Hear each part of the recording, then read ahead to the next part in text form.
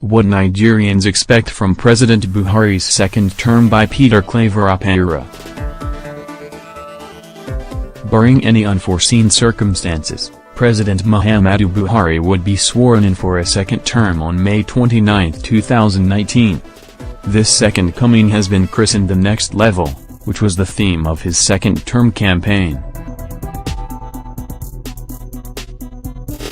Embedded in this next-level mantra is the expectation of the huge majority of Nigerians that fitting consolidation would be given to the policies the regime has charted in its first term, which has gone a long distance in redefining and rerouting governance from what it used to be before Buhari's coming.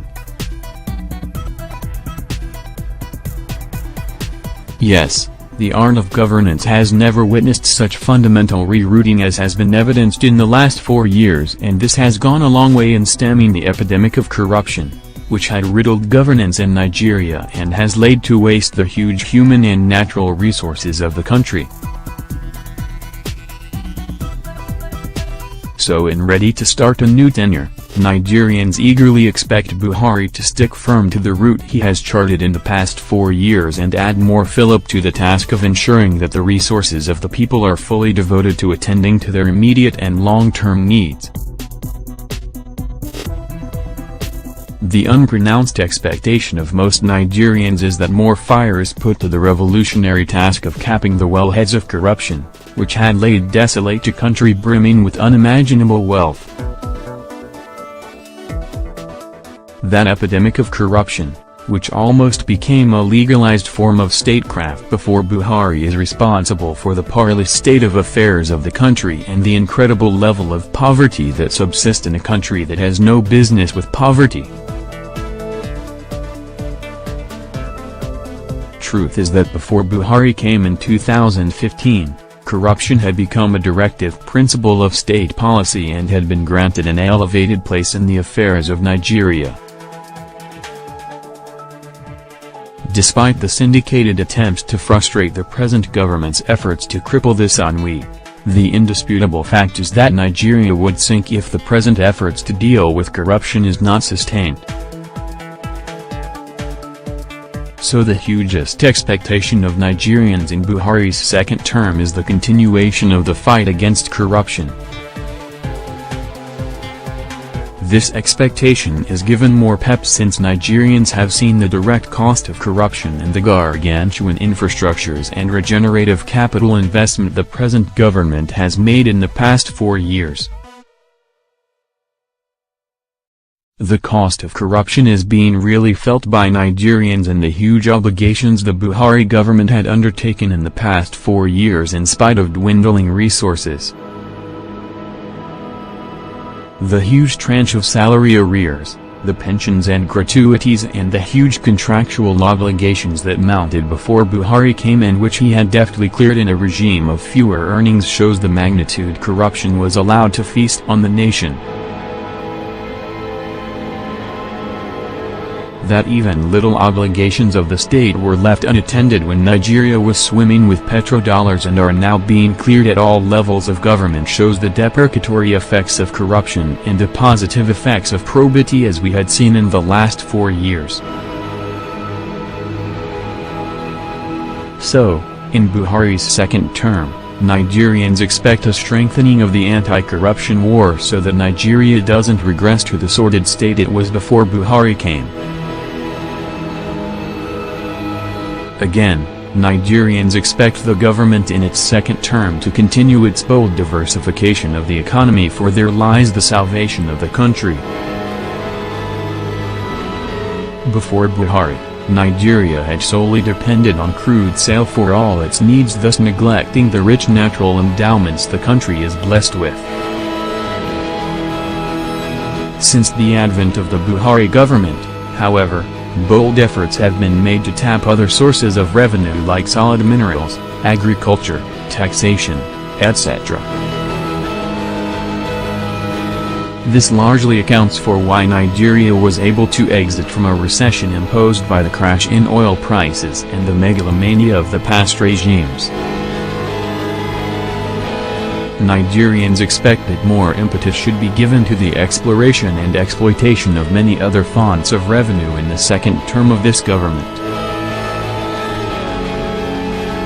Among these new fonts of revenue, the massive investment and output from agriculture in Buhari's first term is laudable and has accounted for the rich harvest from the stoppage of foods importation as well as the food sufficiency the nation is achieving with its policy of near total stoppage of foods importation. Nigerians expect Buhari to continue on his ambitious, bold and expensive infrastructure investment in his second term. Because direct nexus exists between growth and investment in infrastructure, Nigerians see in the huge investment in infrastructure a key to the real growth of the country and its economy, as was the case in every other country that has witnessed real growth. Nigerians want more funds to be devoted to power, roads, bridges, railways, airports, hospitals, schools, as has been the case in the past 4 years, as these drivers of the economy stand to reflate and grow our economy in the not-too-distant future. They want the president to continue to set the pace in real investments that can expand and add to the wealth of the nation in his second tenure. Nigerians will want Buhari to continue in his huge social intervention scheme that directly targets the unemployed, the weak, the vulnerable and the elderly, and has lifted millions of Nigerians from abject poverty in the last 4 years. The Empower Employment Scheme, the Trader Money Scheme, the School Feeding Program, the Cash Transfer Scheme, among many other direct schemes that target the weakest genre of the population, are laudable innovations that have aimed at the soul of degrading poverty these past 4 years. Nigerians would desire not only sustenance of the schemes but also their expansion to reach as many Nigerians as possible. Nigerians would want President Buhari to firm up the security of the country in his second term. Granted, he has done so well to tame the scourge of Boko Haram, which clearly took parts of the country and was firmly challenging the rest when he came. Nigerians would, however, want the president to tame the wave of banditry, terrorism, killings and unrest, most of whom are clearly politically orchestrated by those that were dislodged from power and who are venting their spleen on the rest of the country for the purpose of getting back to the Buhari government.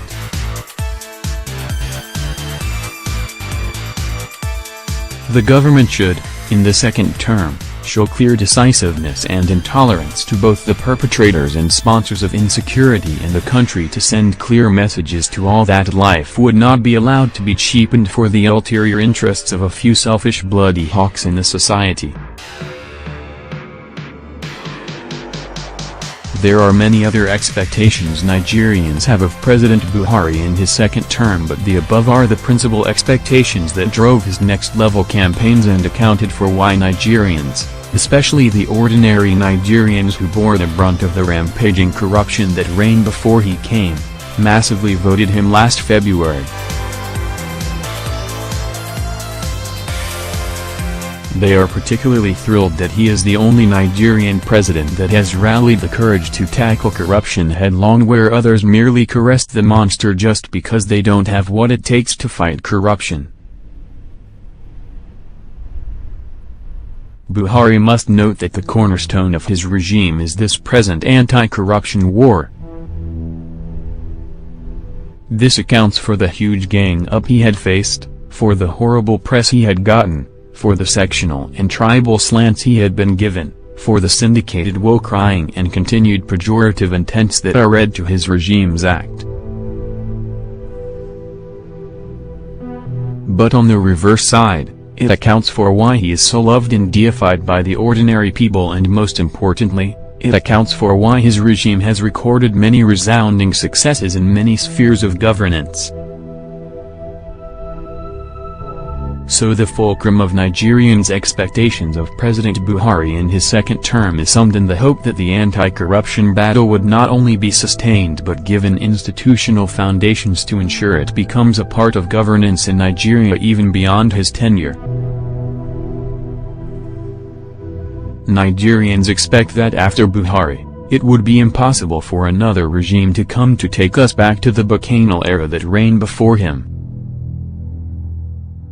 They expect the president to ingrain indubitable frameworks to safeguard the public treasury against rapine locusts and freeloaders that are presently doing everything humanly possible to frustrate his regime, end the anti-corruption war and take us back to the years of free plunder and Byzantine stealing.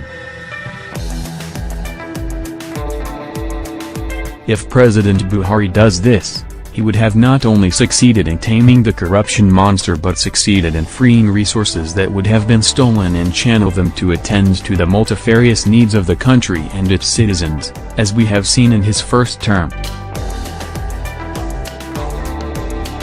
Buhari should know that his resolve to stick to bold, revolutionary decisions, from which his predecessors shied away, is yielding positive gains and should not be deterred by the predictable angst of those that benefit from the tardy past to buckle.